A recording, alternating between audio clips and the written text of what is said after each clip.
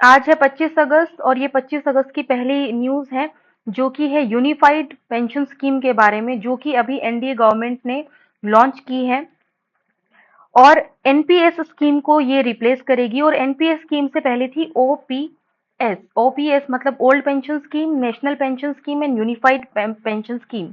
अब हम डिस्कस करते हैं कि ये तीनों है क्या। 2004 अटल बिहारी वाजपेयी की गवर्नमेंट ने ओपीएस की जगह एनपीएस को इंट्रोड्यूस किया था। ओपीएस में ये होता था कि जो भी गवर्नमेंट एम्प्लॉय की लास्ट ऑन सैलरी होती थी उसका 50% उसको एज अ पेंशन मिलता था। लेकिन इसे रिप्लेस करके एनपीएस इंट्रोड्यूस कर दिया गया, जिसमें कि गवर्नमेंट और एम्प्लॉय कुछ अमाउंट ऐड करते थे और ये जो स्कीम थी ये मार्केट लिंक्ड थी। इसकी वजह से ये हुआ, काफी टाइम से ये इशू आ रहा था कि गवर्नमेंट एम्प्लॉयज और उनकी यूनियंस कह रही थी कि इससे हमें फाइनेंशियल सिक्योरिटी नहीं मिलती है, तो इसीलिए हमें ओपीएस को ही दोबारा रिस्टोर करके दीजिए। लेकिन अभी ओपीएस की जगह गवर्नमेंट ने यूपीएस को इंट्रोड्यूस किया है, जो कि लगभग लगभग ओपीएस के जैसी है। इसमें 10% अमाउंट एम्प्लॉय ऐड करेगा और 18.5% गवर्नमेंट ऐड करेगी और ये लगभग लगभग 50% एम्प्लॉयर की लास्ट ऑन सैलरी के हो जाएगा। तो ये है यूपीएस, जो कि 1 अप्रैल 2025 से लागू हो जाएगी। अब इसका फायदा सरकारी कर्मचारियों को तो होगा, गवर्नमेंट ऑफिशियल्स को तो होगा, लेकिन इसका नुकसान गवर्नमेंट को हो सकता है क्योंकि गवर्नमेंट के ऊपर फाइनेंशियल बर्डन बढ़ जाएगा। 25 अगस्त सेकेंड न्यूज, इंडिया और यूक्रेन के बीच हाईटेक कोलैबोरेशंस पर डिस्कशंस हुए हैं। ये कोलैबोरेशंस की बातें यूक्रेन के प्रेसिडेंट वोलोदिमिर जेलेंस्की ने अनाउंस की हैं, जो उन्होंने इंडिया के प्राइम मिनिस्टर नरेंद्र मोदी जी के साथ अपनी रीसेंट मीटिंग में की हैं। ये discussions mainly drones, electronic warfare system और साइबर सिक्योरिटी जैसे एडवांस्ड टेक्नोलॉजी पर फोकस करता है। यूक्रेन, जो खुद अपने डिफेंस और टेक्नोलॉजी इंडस्ट्रीज में काफी एडवांसमेंट कर रहा है, उसने इंडिया के साथ मिलकर टेक्नोलॉजी को को प्रोड्यूस करने का ऑफर दिया है। अब डिटेल्स में कोलैबोरेशंस की बात करते हैं। ड्रोन्स और इलेक्ट्रॉनिक वॉरफेयर सिस्टम, यूक्रेन के प्रेसिडेंट जेलेंस्की ने कहा कि यूक्रेन के पास ड्रोन और इलेक्ट्रॉनिक वॉरफेयर सिस्टम डेवलप करने में काफी कैपेबिलिटी है। इंडिया अपनी डिफेंस इंडस्ट्री को मॉडर्नाइज कर रहा है और इस टाइप के एडवांस सिस्टम की जरूरत है। कोलैबोरेशन, यूक्रेन ने प्रपोज किया कि दोनों देश मिलकर ड्रोन्स और इलेक्ट्रॉनिक वॉरफेयर सिस्टम डेवलप करें, जो ना सिर्फ यूक्रेन की वॉर इकोनॉमी के लिए जरूरी हो, बल्कि इंडिया की डिफेंस नीड्स को भी फुलफिल करें। इसी तरीके से एग्रीकल्चर, यूक्रेन जिसमें एडवांस एग्रीकल्चरल टेक्नोलॉजीज हैं, ने इंडिया के साथ अपने एक्सपर्टीज शेयर करने की बात की है। अभी ये जो 2022 से ये जो कॉन्फ्लिक्ट यूक्रेन के साथ, यूक्रेन और रशिया का चल रहा है, उसकी वजह से यूक्रेन काफी ज्यादा ट्रबल में है, जिसकी वजह से उसने इंडिया में एक नेचुरल पार्टनर ढूंढने की कोशिश की है। अब देखना ये है कि इंडिया का इस पर क्या इम्पैक्ट पड़ता है बाकी कंट्रीज के साथ रिलेशन को लेकर, स्पेशली रशिया को लेकर। और इससे पहले भी यूक्रेन और इंडिया के बीच में कोलैबोरेशंस हुए हैं, लेकिन आज की जो स्थिति है वो अलग है, क्योंकि पहले जो डिफेंस कॉपरेशन हुए हैं वो 2012 में हुए हैं। इसमें क्या था, दोनों देशों ने मिलिट्री टेक्निकल कॉपरेशन पर फोकस किया था, जिसमें डिफेंस इक्विपमेंट और टेक्नोलॉजीज का डेवलपमेंट और शेयरिंग इन्वॉल्व था। इसके साथ जॉइंट वेंचर, दोनों देशों के प्राइवेट और पब्लिक सेक्टर कंपनीज ने मिलकर कुछ जॉइंट वेंचर्स एस्टैब्लिश किए, जो मिलिट्री स्पेयर्स और मेंटेनेंस सर्विसेज प्रोवाइड करते।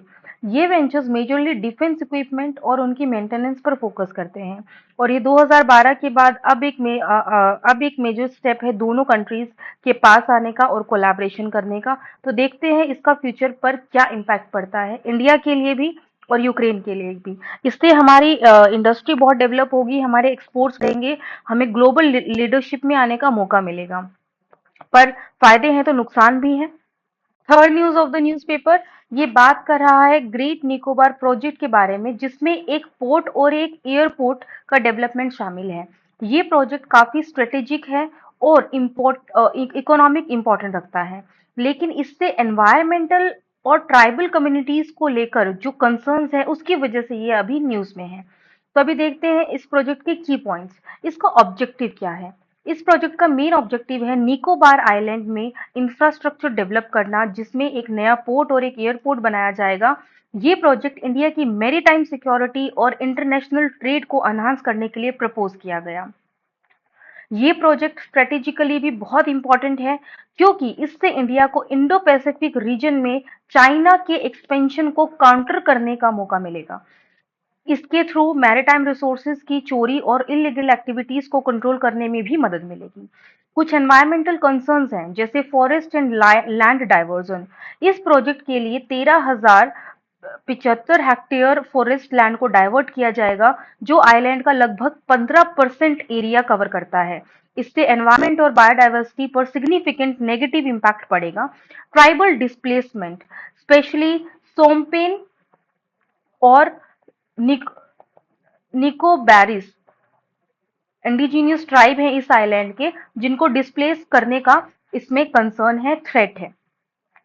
गवर्नमेंट एश्योर कर रही है, जैसे कि एनवायरमेंट मिनिस्टर भूपेंद्र यादव जी ने एश्योर किया है कि ये प्रोजेक्ट इंडिजिनियस ट्राइब को डिस्टर्ब या डिस्प्लेस नहीं करेगा। सरकार ने ये भी कहा है कि ट्राइबल काउंसिल से कंसल्टेशन की गई है और प्रोजेक्ट को केयरफुली इंप्लीमेंट किया जाएगा, ताकि उसका इम्पैक्ट मिनिमाइज किया जा सके। इसके अंदर अर्थक्वेक रिस्क भी है। प्रोजेक्ट साइट पर अर्थक्वेक रिस्क को लेकर भी कंसर्न रेज हुए हैं, लेकिन गवर्नमेंट ने कहा है कि नेक्स्ट मेजर अर्थक्वेक इस रीजन में 400-700 सालों तक आने की संभावना नहीं है। इसके अपोजिशन में एनवायरमेंटलिस्ट और ट्राइबल कम्युनिटीज ने इस प्रोजेक्ट को अपोज किया है। उनका कहना है कि ये प्रोजेक्ट उनकी जमीन, रिसोर्सेज और कल्चरल हेरिटेज को खत्म कर सकता है। अपोजिशन कहते हैं कि सरकार ने प्रोजेक्ट के लिए एनवायरमेंटल और ट्राइबल कंसेंट के प्रोसेस को प्रॉपरली फॉलो नहीं किया है, जो कि लीगली और एथिकली प्रॉब्लमेटिक है।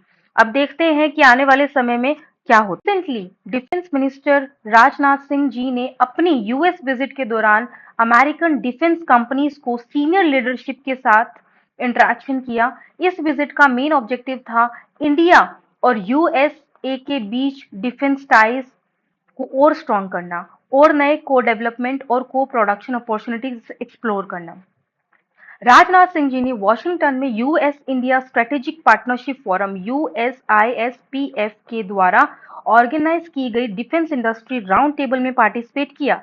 इस इवेंट में उन्होंने लीडिंग अमेरिकन डिफेंस कंपनीज के रिप्रेजेंटेटिव्स के साथ फ्रूटफुल डिस्कशन किए। उन्होंने इंडियन डिफेंस सेक्टर में इमर्जिंग अपॉर्चुनिटीज पर को हाईलाइट किया, जिसमें यूएस कंपनीज को इनवाइट किया गया कि वो इंडियन पार्टनर्स के साथ मिलकर डिफेंस प्रोडक्ट्स और को डेवलपमेंट प्रोडक्शन करें। उन्होंने मतलब राजनाथ सिंह जी ने अमेरिकन कंपनीज को मेक इन इंडिया प्रोग्राम के अंडर इंडियन पार्टनर्स के साथ मिलकर डिफेंस प्रोडक्ट्स डेवलप करने के लिए भी इनवाइट किया है। उनका कहना है कि ये पार्टनरशिप दोनों देशों के लिए विन विन सिचुएशन क्रिएट करेगी। GE4 GE414 एरो इंजन्स का को प्रोडक्शन इंडिया में एक सिग्निफिकेंट माइलस्टोन माना जा रहा है, जो इंडिया यूएस बायलैटरल रिलेशन को और स्ट्रॉन्ग करेगा।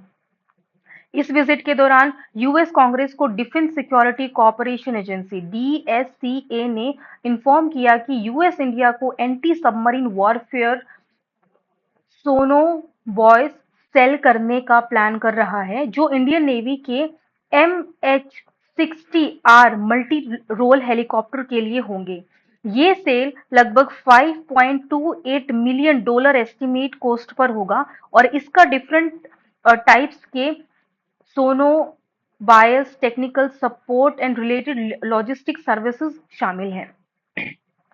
राजनाथ सिंह जी ने US secretary of defence Lloyd Austin के साथ भी बायलैटरल मीटिंग की, जिसमें दोनों देशों के बीच इवॉल्विंग जियोपॉलिटिकल सिचुएशन और की रीजनल सिक्योरिटी इश्यूज पर बात हुई।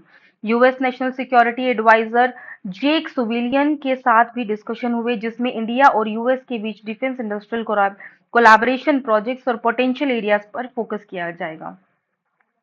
राजनाथ सिंह जी का ये यूएस विजिट इंडिया का डिफेंस सेक्टर को काफी इम्पैक्ट कर सकता है। ये visit India US defence ties को और भी स्ट्रांग बनाने के लिए इंपॉर्टेंट स्टेप है, जिसमें मेक इन इंडिया के इनिशिएटिव के अंदर को प्रोडक्शन और डेवलपमेंट प्रोजेक्ट को बढ़ावा दिया जाएगा। इससे इंडिया डिफेंस इंडस्ट्री को भी मॉडर्नाइज करने में मदद मिलेगी और दोनों देशों के स्ट्रेटेजिक इंटरेस्ट अलाइन करने में सपोर्ट मिलेगा।